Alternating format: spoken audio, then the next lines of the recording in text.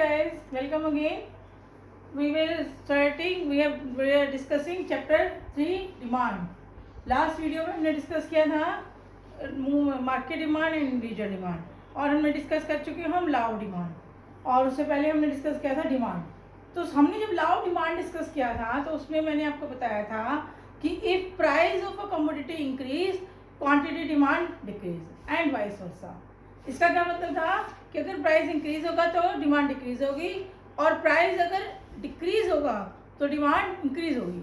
अब हम इस वीडियो के अंदर पढ़ेंगे why this happen, why law of demand is applicable और why people buy more at less prices. बड़ा इंपॉर्टेंट क्वेश्चन है, बड़ा इंपॉर्टेंट आपके मन में भी हुआ होगा कि ऐसा होता ही क्यों है, क्यों अगर प्राइसेस कम होते हैं तो हम ज़्यादा खरीदने लग जाते हैं। और इसको दूसरे तरीके से पूछा जा सकता है why demand curve slopes downward. इसका सेम, दोनों का आंसर सेम है, why demand curve slopes downward. जो उसका स्लोप होता है वो डाउनवर्ड क्यों होता है।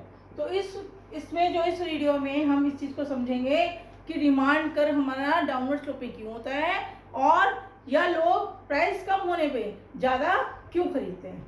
इसमें सबसे पहला पॉइंट है law of diminishing marginal utility. अभी हम यूनिट 2 में आप देखेंगे कि मार्जिनल यूटिलिटी क्या होती है। मार्जिनल यूटिलिटी सबसे पहले समझिए यूटिलिटी क्या होती है। Utility is the want satisfying power of a commodity, यानी कि हम किसी भी चीज़ को क्यों खाते हैं या क्यों यूज़ करते हैं, क्योंकि वो कोई ना कोई मेरी वांट को सेटिस्फाई कर रही है। ठीक है, आप पानी पी रहे हैं, क्यों पी रहे हैं, क्योंकि आपकी प्यास बुझा रहा है। आप खाना खाते हैं, क्यों खा रहे हैं, क्योंकि आपकी हंगर खत्म हो जा रहा है। तो यूटिलिटी एवरी गुड है, जो भी हम गुड कंज्यूम करते हैं that good has some utility. Want satisfying power of a commodity is called utility. अब जब आप किसी चीज़ को यूज़ करते हो तो आपने देखा होगा कि अगर आप बार एक ही चीज़ को कंटिन्यूसली यूज़ कर रहे हो, जैसे कि मान लीजिए आप पानी है, आप बार बार पानी पी रहे हो, एक गिलास पिया, फिर दूसरा गिलास पिया, फिर तीसरा पिया, तो इस तरह से आप कंटिन्यूसली अगर पानी पी रहे हो तो जो पहले गिलास की आपको यूटिलिटी मिली थी वो ज़्यादा हो गई as compare to second one की थर्ड वन से ज़्यादा होगी। तो जो नेक्स्ट यूनिट से हमें यूटिलिटी मिलती है उसको कहते हैं मार्जिनल। मार्जिनल का सिंपल सा मीनिंग आप समझेंगे, बहुत जगह यूज होगा, extra utility we drive from a commodity is called marginal. ठीक है, मार्जिनल यूटिलिटी। तो हमने जैसे कि खाना खा रहे हैं तो पहली चपाती खाई, उससे कुछ यूटिलिटी मिली, फिर दूसरी खाई, फिर उससे मिली, तो जो दूसरी खाएंगे उसकी यूटिलिटी जो है पहली चपाती की यूटिलिटी से कम होगी। तो marginal utility, this is law of diminishing marginal utility, कि हम जब जो चीज़ को कंज्यूम करते हैं तो कंज्यूम करते जाते हैं तो हमारी marginal utility goes on diminishing from each successive unit. Next unit से हमारी मार्जिनल यूटिलिटी जो है वो डिक्रीज होती चली जाती है। अब क्या होगा, ये कैसे अप्लाई हुआ, हमारा कंज्यूमर इक्विलिब्रियम में कब होता है, जब मार्जिनल यूटिलिटी इक्वल टू आ जाती है प्राइस की।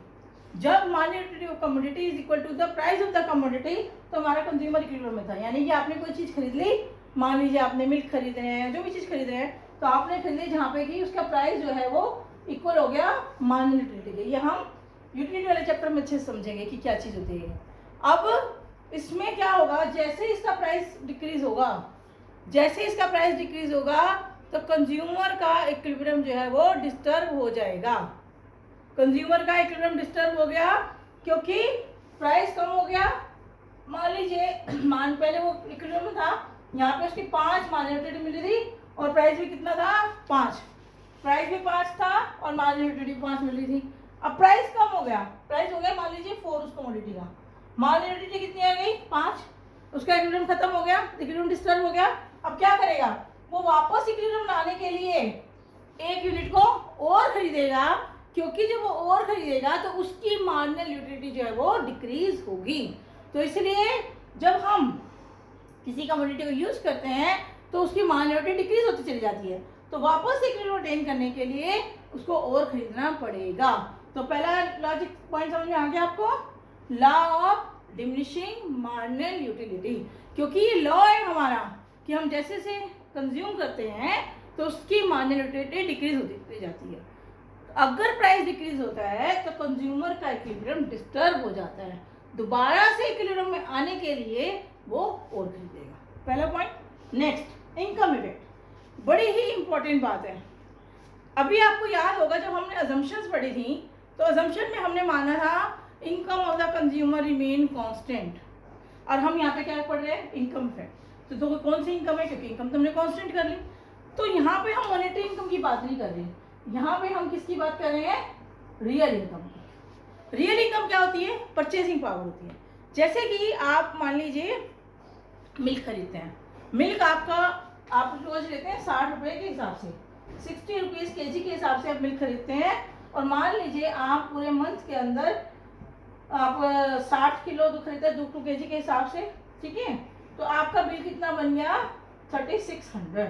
तो आप अपने मिल्कमैन को कितने पैसे देते हैं, 3600। अब क्या हुआ, मान लीजिए दूध का प्राइस कम हो गया, दूध का प्राइस हो गया 50 रुपीज़।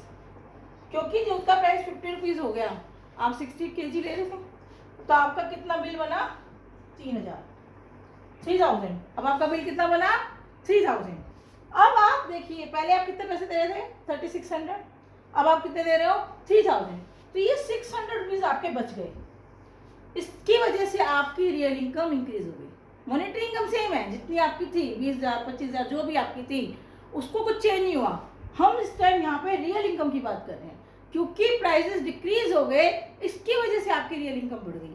अब आप इस ₹600 से और ज़्यादा मिल्क खरीद सकते हो। इसको कहते हैं income effect. Real income of the consumer increases due to decrease in prices, और जो उसकी रियल इनकम इंक्रीज हुई है उस रियल इनकम को वो और ज़्यादा खरीदने में यूज़ करता है। इसको हम इनकम इफेक्ट बोलते हैं।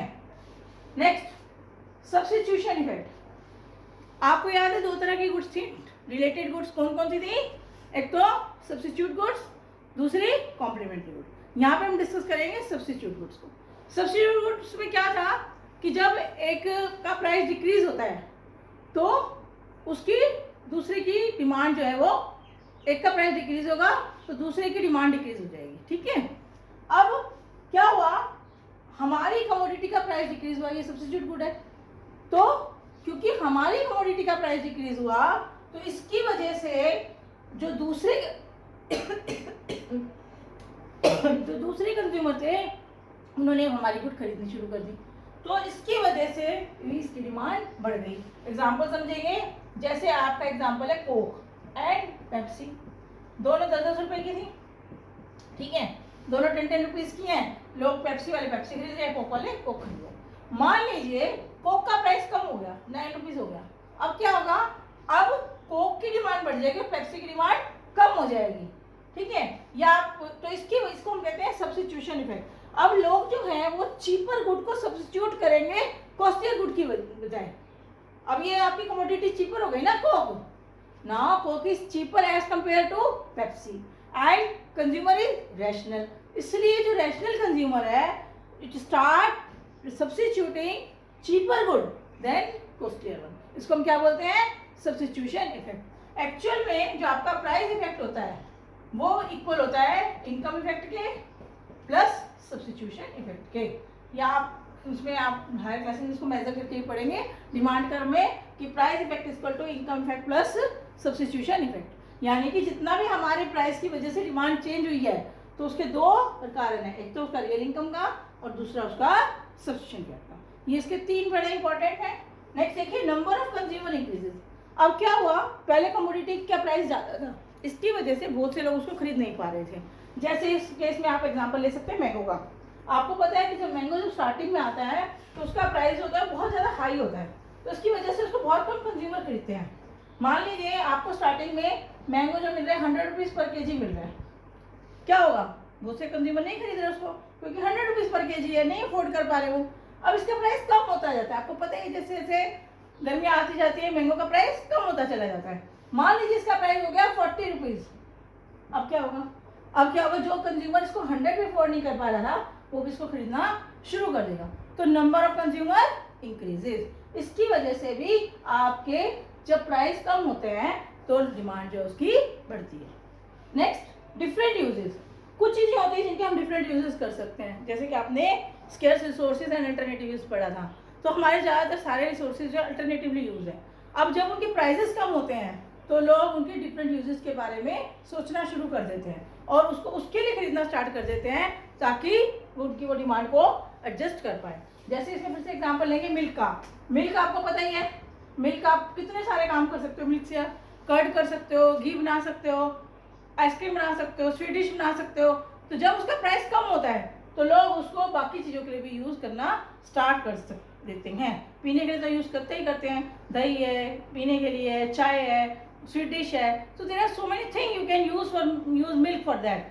तो आप क्या करेंगे, जब उसका प्राइस रिड्यूस होना स्टार्ट होता है तो लोग उसको और डिफरेंट यूजेस के लिए करना शुरू कर देते हैं, ना कि सिर्फ ड्रिंकिंग पर्पस के लिए रह जाता है। तो इसकी वजह से उसकी डिमांड बढ़ जाती है। तो इस तरह से आपने देखा कि जब प्राइसेस किसी चीज़ के कम होते हैं तो लोग उसको ज़्यादा खरीदना शुरू कर देते हैं, क्योंकि ये सारे कारण होते हैं।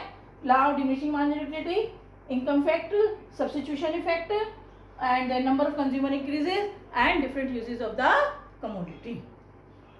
इस पॉइंट के साथ लॉ ऑफ डिमांड हमने पढ़ा। लॉ ऑफ डिमांड क्या होता है, डिमांड शेड्यूल क्या होता है, डिमांड कर्व क्या होता है। फिर हमने पढ़ लिया कि लोग खरीदते करते ही क्यों है, ऐसा क्यों करते हैं, हमने ये भी समझ लिया।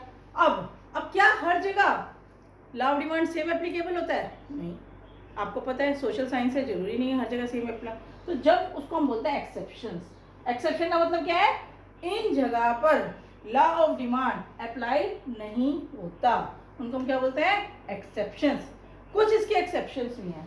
सबसे पहले एक्सेप्शन है आर्टिकल ऑफ डिस्टिंक्शन। इनको वेबलन गुड भी कहा जाता है, वेबलन गुड्स। कुछ चीजें होती हैं तो स्टेटस गुड भी बोलते हैं आप, स्टेटस गुड।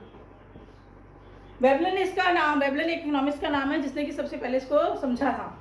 उसके अनुसार कुछ गुड्स हमारी हमको सोशल स्टेटस दिखाती हैं और we buy those good to show distinct from other, that's why it is called article of distinction. ये हमको औरों से डिस्टिंक्ट फील कराने के लिए होती हैं। जैसे कॉस्टली वॉचेस, बहुत महंगी गाड़ियाँ, आईफोन। तो ये सारी की सारी चीज़ें हम क्यों खरीदते हैं, लोगों से डिस्टिंक्ट दिखने के लिए। हम क्यों खरीदेंगे इसको फिर, क्योंकि इसके प्राइसेस हाई हैं। तो आर्टिकल ऑफ डिस्टिंक्शन में जो होता है इनमें लॉ ऑफ डिमांड अप्लाई नहीं होता। अगर इसमें प्राइसेस कम होंगे तो लोग इसको ज़्यादा नहीं खरीदेंगे, क्योंकि वो आगे हमारे लिए आर्टिकल ऑफ डिस्टिंक्शन नहीं रही है। आप सारे खरीद लेंगे, डायमंड्स हैं तो क्योंकि अब उसको सब बहुत सारे लोग अफोर्ड कर सकते हैं तो वो आर्टिकल ऑफ डिस्टिंक्शन नहीं रहा। तो आर्टिकल ऑफ डिस्टिंक्शन पे ये लॉ अप्लाई नहीं होता। नेक्स्ट है नेसेसिटीज। बहुत सारी चीज़ें आपको पता है, सॉल्ट ले लो, मेडिसिन ले लो। अब सॉल्ट है, मान लीजिए उसका प्राइस कम हो जाए तो आप 1 चम्मच की जगह 2 चम्मच तो नहीं डालोगे ना सब्जी में, 1 ही चम्मच डालोगे। इसी तरह मेडिसिन है, उसके प्राइसेस कम हो जाएंगे तो क्या हम उसको फालतू खाना शुरू कर देंगे, नहीं खाएंगे। तो इस केस में भी नेसेसिटीज़ जो है हमारी बेसिक डेली की बहुत ज़्यादा जो नेसेसिटीज़ हैं, उस केस में भी लॉ ऑफ डिमांड अप्लाई नहीं होता कि प्राइसेस डिक्रीज होंगे तो डिमांड बढ़ेगी। Next abnormal condition. Abnormal condition आजकल चल रही है, कोरोना वायरस की कंडीशन चल रही है, ऐसे वॉर है और आपकी ये फ्लड है, ड्रॉट है। ये जो एबनॉर्मल कंडीशंस होते हैं, जो नेचुरल कैलेमिटीज़ को कहते हैं, इन केसेस में भी लॉ ऑफ डिमांड अप्लाई नहीं होता इस टाइम, क्योंकि लोगों को होता है कि हमें पता नहीं आगे चीज़ मिलेगी या नहीं मिलेगी। तो इसलिए किसी भी प्राइस पे उनको चीज़ मिलती है तो उसको वो ले लेते हैं, वो वेट नहीं करते कि प्राइस कम होगा तब खरीदेंगे, तो ये प्राइस कम पे ही खरीदेंगे। तो इसलिए प्राइस हाई प्राइस पे भी इसमें हाई डिमांड देखी जाती है। तो एबनॉर्मल कंडीशन के टाइमिंग में भी आपका लॉ ऑफ डिमांड अप्लाई नहीं होता, क्योंकि प्राइजेस कुछ भी हों तो ज़्यादा प्राइस पे भी ज़्यादा डिमांड हो जाती है। प्राइसेस बढ़ते जाते हैं लेकिन डिमांड भी बढ़ती जाती है, क्योंकि लोगों के मन में होता है कि आज मिल रही है, पता नहीं ये चीज़ कभी मिलेगी या नहीं मिलेगी, या नेक्स्ट हमें कब मिलेगी, इसलिए वो उस चीज़ को वो सारे लोग उसको खरीदने लगते हैं। तो इस कंडीशन में भी हमारा लॉ ऑफ डिमांड अप्लाई नहीं होता। Next ignorance. कुछ लोग क्या सोचते हैं, कुछ लोगों को पता ही नहीं है कि भाई, कुछ लोगों का मन में ऐसा होता है कि जो जिसकी प्राइस ज़्यादा है ना वही चीज़ अच्छी है, अगर प्राइस कम है तो उसकी चीज़ अच्छी नहीं है। तो कुछ लोगों का इस तरह के मन में भ्रम होता है, तो उस कारण भी वो लोग जो हैं उसकी डिमांड नहीं बढ़ाते। इसके अलावा 1-2 एक्सेप्शंस और हैं, जैसे गिवन गुड्स है और आपकी एक है क्या कहते हैं डेमोन्स्ट्रेशन इफेक्ट है, कि लोगों को देखने की वजह से हम खरीदते हैं। ये भी आप एक्सेप्शन में डाल सकते हो, नहीं तो आप इन 3-4 को भी आप लिख सकते हो, and they are more than enough. तो ये आपका आज के टॉपिक था। इसमें हमने समझा why people buy more at less prices और why law of demand is applicable, और एक्सेप्शन क्या है इसकी, कहाँ कहाँ लॉ ऑफ डिमांड एप्लीकेबल नहीं होता, कुछ ऐसी कंडीशंस में लॉ ऑफ डिमांड एप्लीकेबल नहीं होता। नेक्स्ट वीडियो में हम पढ़ेंगे शिफ्टिंग एंड मूवमेंट, एक तो उनका डिस्टिंग्विश पढ़ेंगे और फिर शिफ्टिंग हम कैसे कर सकते हैं, डिमांड कर्व की शिफ्टिंग का क्या मतलब है, ये सब हम नेक्स्ट वीडियो में पढ़ेंगे। तब तक stay healthy and stay happy. Good bye.